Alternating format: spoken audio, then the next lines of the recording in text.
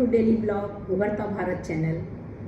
दोस्तों, अभी air conditioner AC का फटने का बहुत सारे घटना आया है। अभी हाल में ही नोएडा के लोटस बुलेवार्ड में भी एसी का फटने का घटना मिला है। इस तरह करके 10-15 घटना एसी का ब्लास्ट होने का मिला है। इससे आदमी बहुत डर गया है।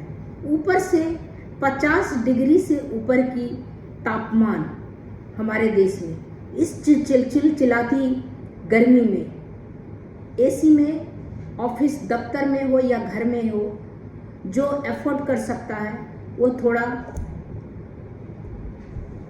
उस चैन का सांस लेता है।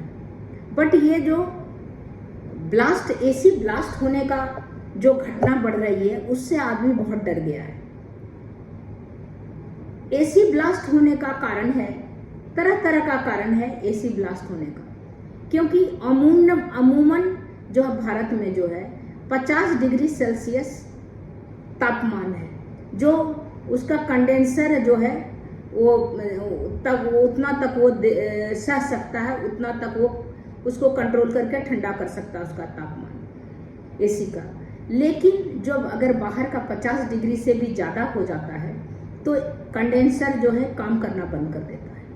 ऐसी हालत में फटने की चांस ज़्यादा हो जाती है। इसके अलावा जो है कभी कभी क्या होता है, वोल्टेज भी अप डाउन कम ज़्यादा होता है, क्योंकि गर्मी के दिन में सभी एसी यूज करते हैं तो ये जो इलेक्ट्रिक प्रेशर बहुत पड़ता है, तो उसके कारण भी है ना लोड शेडिंग होता है, या कम कोई फेज उड़ गया, कभी कुछ फेज में मेंटेनेंस में है, या इस कारण वोल्टेज जो है अप डाउन करता है, कम ज़्यादा होता है। इसके कारण भी कंप्रेसर पर जोर पड़ता है, तो वो भी एक कारण बनता है कि इसका ब्लास्ट करने का, एसी ब्लास्ट करने का। इसके साथ साथ जो है आप जो है क्लीनिंग नहीं कराता है, तो वो भी है कि क्लीन करने का ज़रूरत है।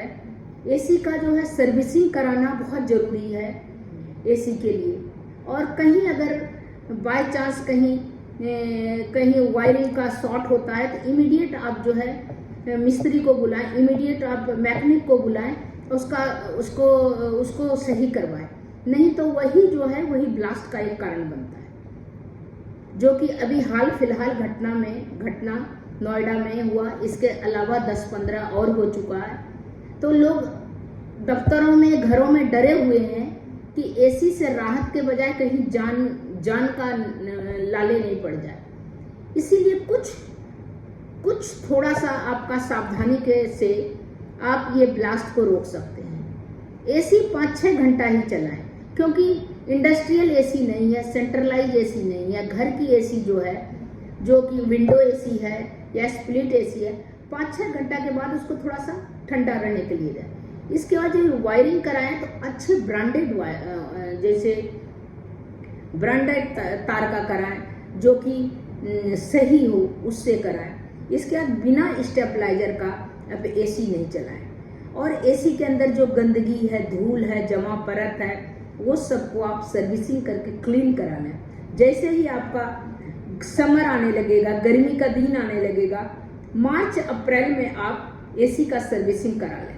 इसके कारण है शुरुआत में ही सर्विसिंग करा लें, जिससे कि उसकी गंदगी, जितना डस्ट है जमा हुआ जो, क्योंकि गर्मी खत्म होता है तो एसी ऐसे ही लटका रहता है, तो जितना धूल है, जितना है सब उसमें एब्जॉर्ब होते रहता है, तो उसकी जो जाली है सब गंदी हो जाती है। तो इसके कारण भी बाहर हवा नहीं फेंक पाता है और कंप्रेसर पर लोड आता है, तो इसके कारण भी एसी फटने का ये भी एक कारण होता है।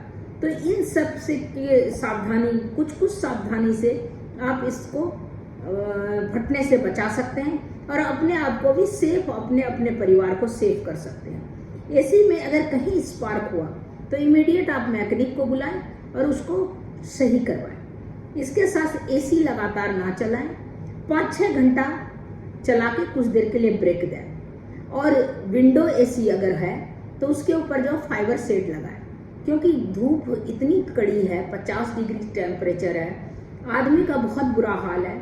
और एसी को ब्लास्ट से अपने जान माल को, अपने परिवार को, अपनों को बचा सकते हैं, चाहे दफ्तर हो या चाहे घर में हो या कहीं पर। तो ये सब छोटी छोटी बातों का ख्याल करेंगे तो आप अपने आप को सेव करेंगे और एसी का भी ब्लास्ट होने से बच जाएगा। एसी का तापमान 24 पर रखें, ये एक आदर्श है तापमान। अगर आपको बहुत थोड़ा गर्मी ज़्यादा लग रहा है तो 22 कर लें, 21 कर लें। बिना सॉकेट ब्रेकर एमसीबी का प्रयोग न करें। अगर कुछ एसी में अगर शॉर्ट लगता है तो ऑटोमेटिक एमसीबी ऑफ हो जाएगा और एसी ऑफ हो जाएगा, तो आपका ब्लास्ट करने का जो चांस होगा वो कम हो जाएगा। इसीलिए वो आप एमसीबी लगाएं उसके लिए। तो अभी इतना ही। ये छोटी छोटी सावधानी से आप अपने परिवार को, चाहे घर हो या दफ्तर हो, चाहे कारखाना हो, उससे बचाया जा सकता है। तो बस इतना ही।